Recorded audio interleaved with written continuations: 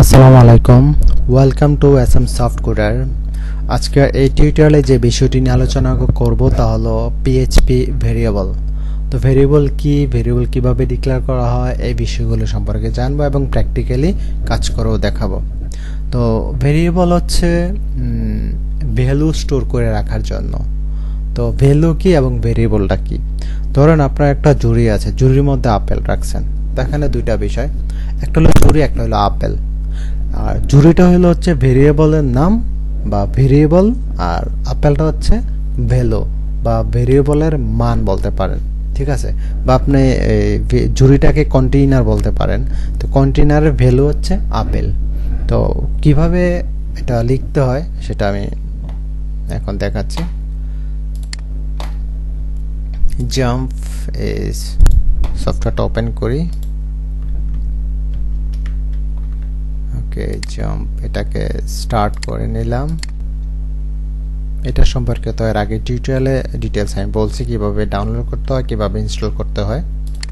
ওকে, এরপর হচ্ছে সি ড্রাইভে যেহেতু ইনস্টল করছি জাম্প সফটওয়্যারটা, দেন সি ড্রাইভে আসলাম, htdocs, তারপর পিএইচপি আমি ফোল্ডার ক্রিয়েট করে রাখছি। ভেরিয়েবল যেহেতু ভেরিয়েবল একটা ফোল্ডার ক্রিয়েট করলাম, এর মধ্যে একটা ফাইল ক্রিয়েট করি। রাইট বাটন ক্লিক করে নিউতে গিয়ে দেন হচ্ছে টেক্সট ডকুমেন্ট, তারপর একটা ফাইলের নাম লিখলাম index.php।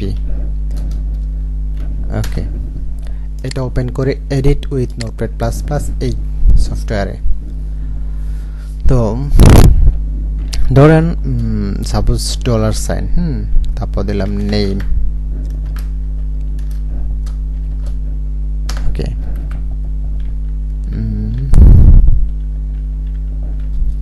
সাপোজ মিয়াজি।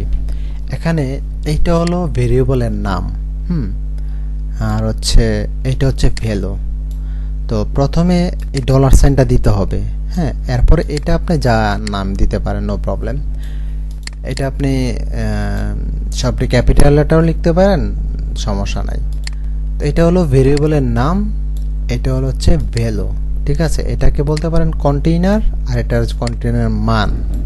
তো এখানে স্ট্রিং নাম্বার আপনি রাখতে পারেন, লাইক আমি নাম্বার লিখলাম। এখানে আপনি এটা দিয়ে আবার কপি করলাম, জাস্ট কপি করে আপনি এইভাবেও লিখতে পারেন, সিঙ্গেল কোটেশনের মধ্যেও লিখতে পারেন। সাপোজ শাহজাহান, এভাবেও লিখতে পারেন। সব নাম এখানে ধরেন হচ্ছে নেম ওয়ান, তারপর হচ্ছে নেম টু। তো এইগুলো হচ্ছে ভেরিয়েবলের নাম, এটা হচ্ছে ভ্যালু। এরপর ধরেন হচ্ছে $সাইন, নাম্বার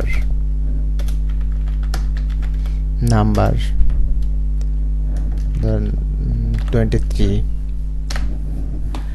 লাস্টে এই যে কোলনটা, সেমিকোলনটা দিতে হবে, ঠিক আছে। এই সেমিকোলনটা দিতে হবে।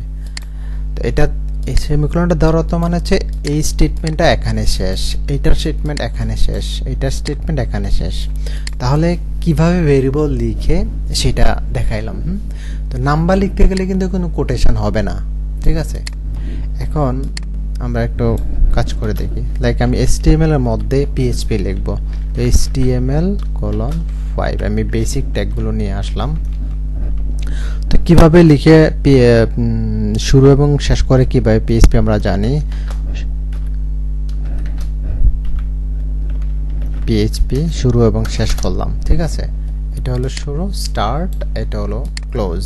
ওকে, এখন ভেরিয়েবল $সাইন, সাপোজ লিখলাম নেম, সাপোজ এটাতে ফার্স্ট নেম,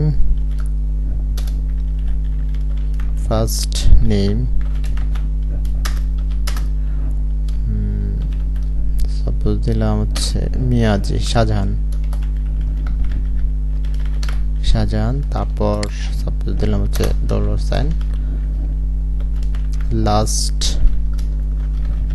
নেম।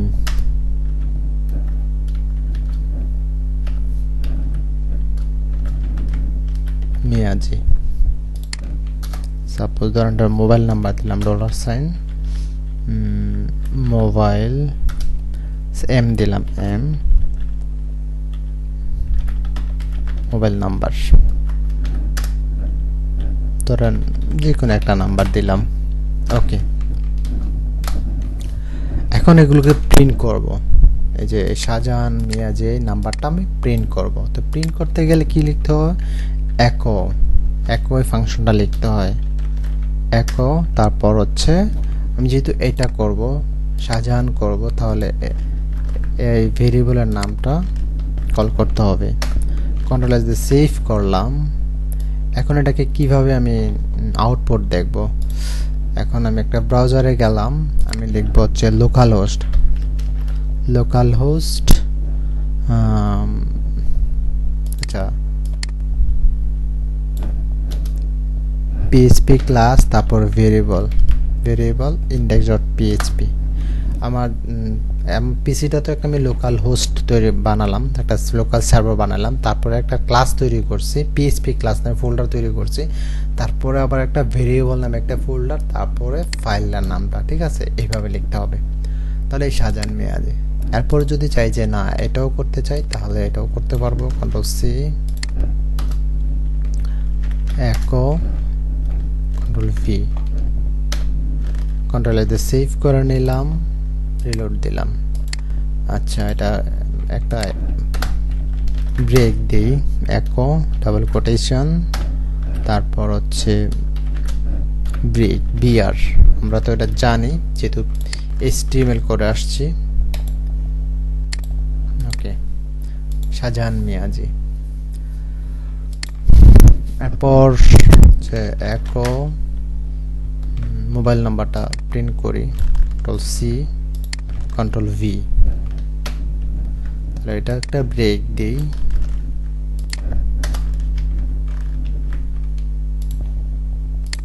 ওকে, আচ্ছা লাস্ট নেমে ব্রেকটা দিলাম না।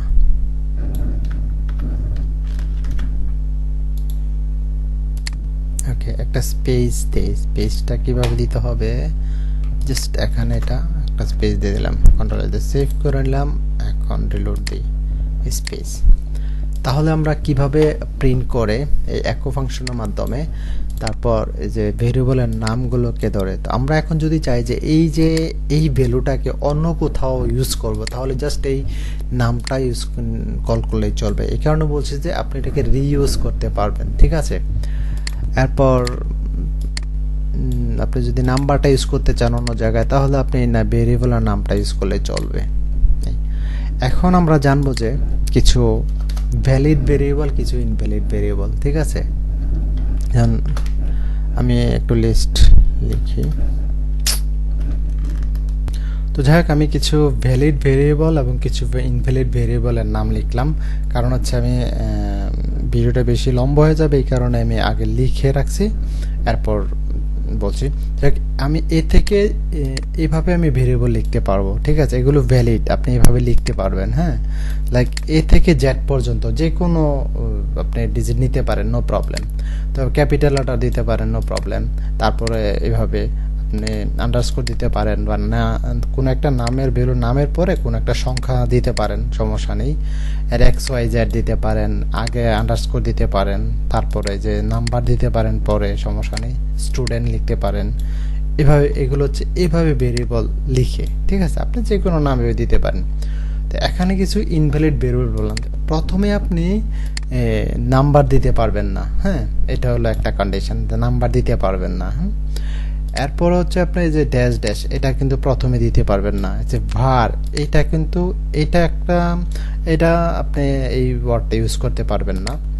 এরপর হচ্ছে যেমন বাংলাদেশ, এটা এই যে এইভাবে, এই যে এটা এইভাবে দিতে পারবেন না। তারপরে বিডি পার্সেন্টেজ ইউজ করতে পারবেন না। স্টুডেন্ট, তারপরে যে স্টার সাইন, এইভাবে দিতে পারবেন না, ঠিক আছে? কেন দিতে পারবেন? এই যে দেখেন, এটার আপনার এগুলা হচ্ছে এই কালারটা দেখেন অন্য একটা, এটা হচ্ছে অন্য একটা কালার, ঠিক আছে? তার মানে এটা PHP বাই ডিফল্ট কিছু একটা, ঠিক আছে? আমি এগুলো পরে বলবো। এরপরে হ্যাশ সাইন ইউজ করতে পারবেন না, পরে ডলার সাইন ইউজ করতে পারবেন না, ঠিক আছে। এইগুলো হচ্ছে ইনভ্যালিড কিছু ভেরিয়েবল না এই টাইপের, ঠিক আছে। এইগুলো হচ্ছে লিগাল বা ভ্যালিড ভেরিয়েবল, হ্যাঁ, বাট ডলার সাইনটা আগে দিতেই হবে। ওকে, তাহলে আজকের মতো এখানে শেষ। আল্লাহ হাফেজ।